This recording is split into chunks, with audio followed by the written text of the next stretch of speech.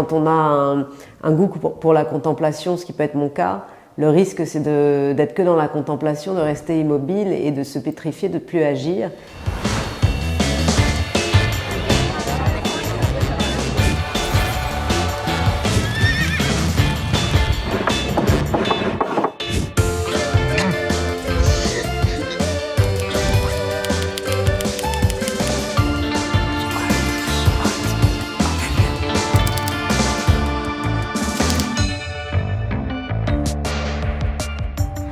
Alors évidemment, il y a beaucoup d'œuvres qui m'ont marqué tout au long de ma carrière. Je ne suis pas sûre d'en avoir déjà parlé, mais quand j'étais adolescente, j'avais une carte postale de cette peinture de Caravage de la Gorgone.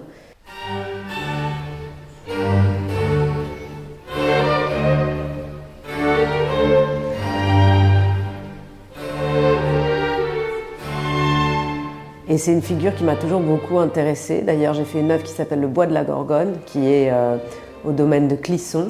C'est une figure qui m'a toujours fascinée. D'abord parce qu'elle plonge au cœur de récits mythologiques qui m'intéressent, même si je ne les connais pas sur les bouts des doigts, mais en tout cas qui évidemment créent un univers, une inspiration forte pour mon travail. Et puis en plus, la Gorgone vit dans une grotte, et moi je suis complètement fascinée par ces histoires de grottes.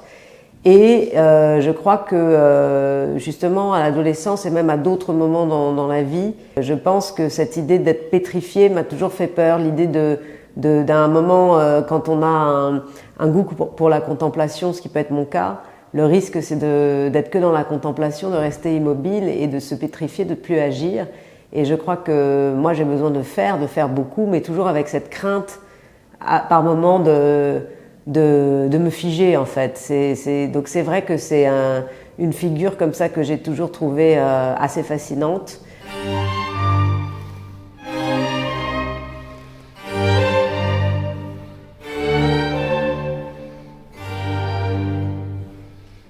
Et puis c'est une femme qui fait peur aux guerriers, quoi. Donc forcément c'est quand même un personnage féminin très, très fort symboliquement.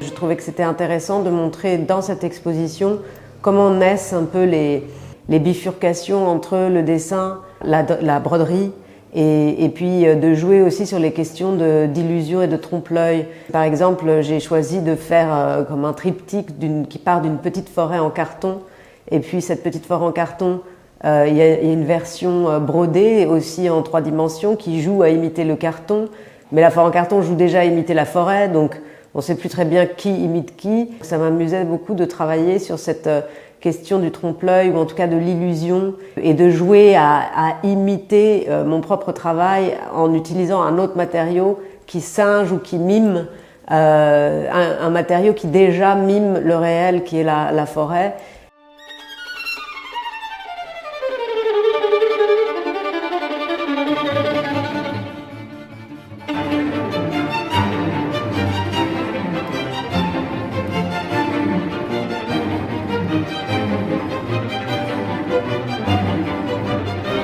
Cette question des contre-mondes, des mondes inventés, des lieux imaginaires dont on a besoin pour affronter le réel, finalement, c'est ce besoin de se créer ces contre-mondes, c'est très présent dans cette exposition, puisqu'il y a aussi des œuvres, notamment une œuvre qui s'appelle Promontoire, qui fonctionne vraiment comme un petit jardin en réduction, mais dans lequel on peut se promener, puisqu'il y a des marches, il y a des échelles, il y a un vrai petit promontoire, il y a un labyrinthe qui reprend le labyrinthe disparu du jardin de Versailles. C'est exactement le plan du labyrinthe qui a disparu.